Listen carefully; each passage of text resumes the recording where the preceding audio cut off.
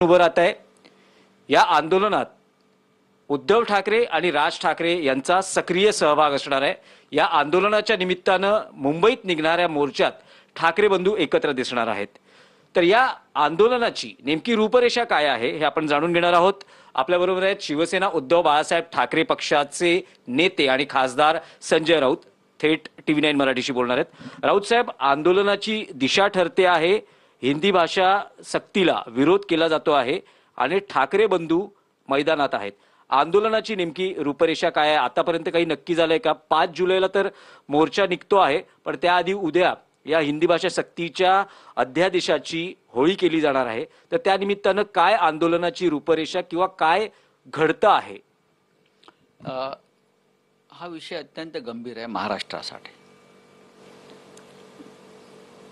आणि फक्त महाराष्ट्र नाही तर ज्या पद्धतीनं हे राष्ट्रीय शिक्षण धोरण 2020 भारतीय जनता पक्षाचं केंद्र सरकार लादू पाहत आहे, हे संघराज्य पद्धतीमध्ये आपल्या लोकशाही विरोधी आहे। प्रत्येक राज्याची एक स्वतंत्र भाषा आहे आणि त्यामुळेच तर हे भाषिक राज्य निर्माण करावे लागले आपल्याला। मराठी, गुजराती, पंजाबी, कन्नड, तामिळ, मल्याळी, ओरिया या प्रत्येक भाषिकाचं राज्य हिंदी भाषिकांचं राज्य आहे आणि तिथली मातृभाषा आहे, तिकडली राज्यभाषा आहे आणि ते असायलाच पाहिजे। याचा अर्थ आम्ही इंग्रजी आम्हाला हवा आहे कारण ती जगाची संवाद आणि ज्ञानभाषा आहे। आमच्या मुलांनी उच्चस्थानी जायला पाहिजे, ग्लोबलायझेशन झालेलं आहे, इंग्रजी शिकायला पाहिजे। आता तुम्ही प्राथमिक शाळेमध्ये 1ली ते 4थी प्राथमिक शाळेत परत हिंदी भाषा त्या मुलांवर लादून त्या मुलांच्या मेंदूचं आणि बुद्धीचं नक्की काय करणार आहात तुम्ही? त्यांना सुरुवातीची 4-5 वर्ष शांतपणे सेटल होऊ द्या, त्यांचा मेंदू स्थिर होऊ द्या, त्यांना एक दिशा पकडू द्या आणि मग आपल्याला जे काय प्रयोग करायचे आहे ते त्यानंतर करावेत। हे साधारण सर्वच देशातल्या शिक्षण तज्ज्ञांचं मत आहे। पण हा अजेंडा भारतीय जनता पक्षाचा फार जुना आहे, खास करून RSSचा। हिंदी आणि हिंदू बघा, तुमचे प्रयोग तुम्ही जरूर करा, पण त्यासाठी कोवळ्या जीवांचा मानसिक बळी घेऊ नका तुम्ही। महाराष्ट्रासारख्या राज्यात जिथे मुंबई राजधानी आहे तिथे हिंदी शिकवण्याची गरज नाही आणि शिकण्याची गरज नाही। हिंदी आम्हाला येतं। तसं हिंदीला जर आम्ही विरोध केला असता किंवा हिंदीसने आमचं काही भांडण असतं तर या मुंबईमध्ये हिंदी सिनेसृष्टीचं हेडक्वार्टर झालंच नसतं। संपूर्ण हिंदी सिनेसृष्टीचं सूत्र इथून चालतात। मध्यंतरी योगी आदित्यनाथ आले, त्यांनी आमच्या इथे आम्ही मुंबईपेक्षा जोरदार फिल्म सिटी वगैरे करू म्हणाले, पण नाही, मुंबईच राहणार सेंटर। गुजरातला फिल्म सिटी काढण्याचा प्रयत्न झाला, दिल्लीत झाला, पण हिंदी सिनेसृष्टीचं माहेरघर हे इथेच राहणार।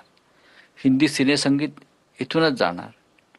त्याच्यामुळे अख्खा देश इथे एकवटलेला आहे आणि हिंदीमध्ये आपले व्यवहार करतो। आम्ही काय कोणाला रोखलंय का? पण शालेय शिक्षणामध्ये तुम्ही हिंदी आमच्यावर लादाल ते याद राखा। यासाठी आंदोलन सुरूच झालेलं आहे। आता त्या आंदोलनाचे अनेक टप्पे आहेत। आता उद्या 3 वाजता जो आदेश काढलाय फडणवीस सरकारनं त्याची होळी केली जाईल।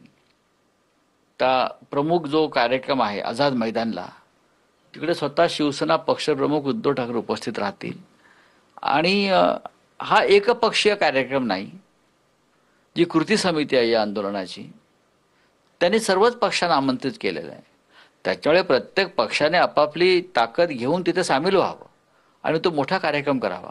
आम्ही स्वतः आमच्या कार्यकर्त्यांना आवाहन केलं आहे की आपण मोठ्या संख्येनं आझाद मैदानावर जमा आणि होळी करा आणि याशिवाय आम्ही जिल्हा स्तरावर राज्यामध्ये या आदेशाची होळी करणार आहोत।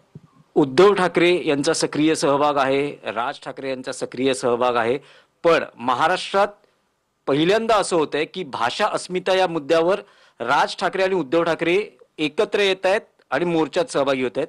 यापूर्वी 8 वर्षापूर्वी गिरणी कामगारांच्या घरांच्यासाठीचा जो मोर्चा झाला त्यात राज ठाकरे उद्धव ठाकरे एकत्र सहभागी झाले, पण ते एकत्र दिसले नव्हते, वेगवेगळे चालले होते. पण एक असं 20 वर्षानंतर घडतंय की ठाकरे बंधू एकाच अजेंड्यावर, तोही मराठी भाषा अस्मिता आणि हिंदीचा विरोध, यावर एकत्र दिसत आहेत.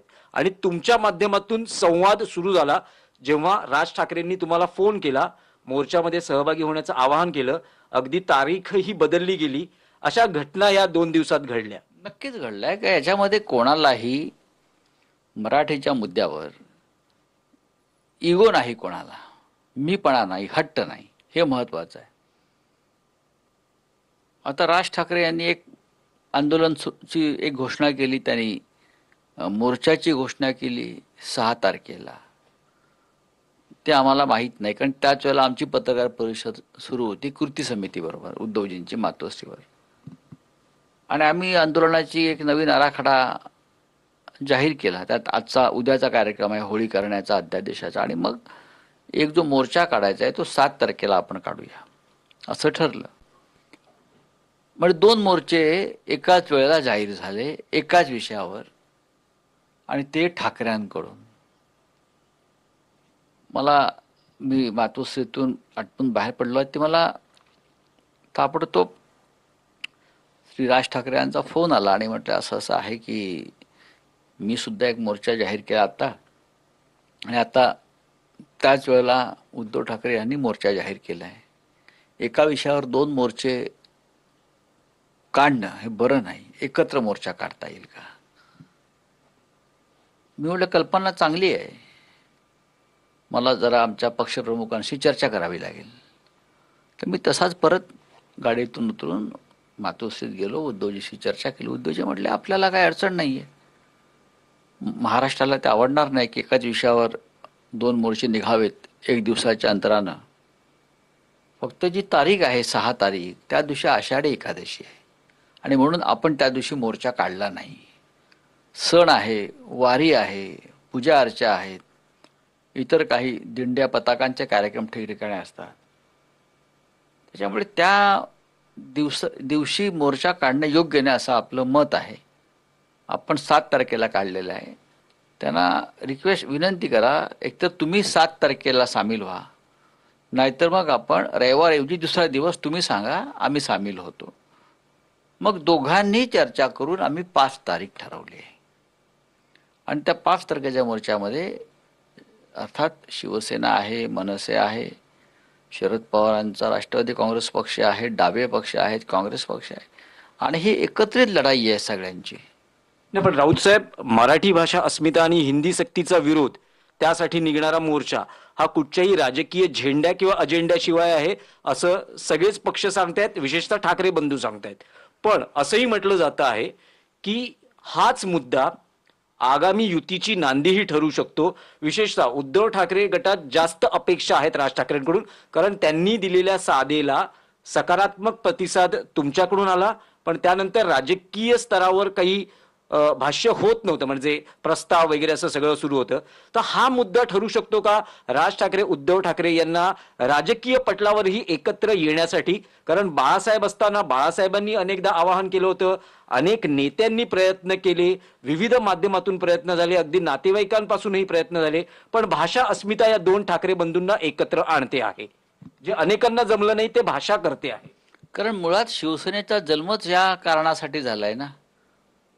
मराठी भाषा, मराठी भाषेवरील अन्याय, मराठी माणूस, मराठी माणसाचे न्याय हक्क, बरोबर आहे, मराठी माणसाचे पोटापाण्याचे प्रश्न, ह्याच हेतूनं माननीय शिवसेना प्रमुखांनी म्हणजे माननीय बाळासाहेब ठाकरेंनी या संघटनेची स्थापना केली. सातत्यानं आम्ही लढे दिले त्या विषयावरती. आजही आम्ही कुठेही गेलो, अगदी दिल्लीत जाऊन बसलो इतके वर्ष, तरी मराठी माणसाने हाक दिली का आम्ही सगळं सोडून परत इकडे येतो आणि लढ्यात उतरतो. नाही राऊत साहेब, थेट प्रश्न आहे, मराठी भाषा अस्मिता आणि हिंदी भाषा सक्तीचा विरोध हा ठाकरे बंधूंना राजकीय दृष्ट्याही एकत्र येण्यासाठी मुद्दा बनू शकतो, नांदी असू शकते? नक्कीच. मराठीच्या प्रश्न गेल्या काही काळापासून हा महाराष्ट्रावरचा आणि मराठीवरचा अत्याचार तुम्हाला स्पष्ट दिसतोय. म्हणजे हल्ले होत आहेत मुंबईच्या अस्मितेवर, मुंबईच्या अस्तित्वावर, उद्योगपतींच्या माध्यमातून, सरकारच्या माध्यमातून. धारावीचं एक निमित्त आहे. त्याच्यामुळे शिवसेना आणि मनसे या दोघांची भूमिका तीच आहे. थांबलं पाहिजे आणि थांबायचं असेल तर सरकारचं जे काय धोरण आहे की मराठी माणसामध्ये फूट पाडा, वेगळं करा, त्याच्यामध्ये मुळात आपल्याला एकत्र येणं गरजेचं आहे. आपली ताकद दाखवायला पाहिजे. आणि ही ताकद कोण दाखवणार? मराठी म्हटलं की ठाकरे, दुसरं कोणी नाही. मग आधी ठाकरेंनी एकत्र आलं पाहिजे. ही भावना दोन्ही बाजूला आहे आणि त्यातून मोर्चाला जी काय सकारात्मक दोन्ही बाजूंनी प्रतिसाद आहे की आपण एकत्र करूया, हे त्यातूनच झालं. आणि नक्कीच जसं अनेक दिवस त्याच्यावर चर्चा सुरू आहे की बाबा उद्याच्या महानगरपालिकांमध्ये राज ठाकरे आणि उद्धव ठाकरे एकत्र येतील का? मला वाटतं ही नांदी आहे, ही सुरुवात आहे. दोन भावांमध्ये सध्या संवादाचं माध्यम तुम्ही आहात, पण राजकीय नांदीसाठी किंवा राजकीय युतीसाठी दोन भावांनी एकमेकांशी बोललं पाहिजे, तर हा संवाद कधी होणार आहे? एक लक्षात घ्या की ते दोन भाऊ आहेत. त्या दोन भावांना मध्यस्थाची गरज नाही. सुदैवानं मी दोघांनाही अनेक वर्षापासून दोघांबरोबर मी राहिलेलो आहे. मग राज ठाकरे असतील, उद्धव ठाकरे असतील, आता नाही, आम्ही कोणी नसताना फाटके होतो आम्ही, तेव्हापासून आमचे संबंध आहेत. राजबरोबर असतील किंवा उद्धवजींबरोबर आम्ही एकत्रच आहोत. आणि माझ्यासारख्या माणसाला वाटणारच ना, आम्ही तिघे एकत्र अनेक वर्ष राहिलेलो आहोत. त्याच्यामुळे हे चित्र फार आशादायी आहे महाराष्ट्रासाठी. आणि माझ्यासारखे असंख्य लोक आहेत जे कधी नव्हे ते ईश्वराकडे प्रार्थना करतात की ह्या सगळ्यातून महाराष्ट्राला एक योग्य दिशा लाभो. ज्या वेळेस राज ठाकरे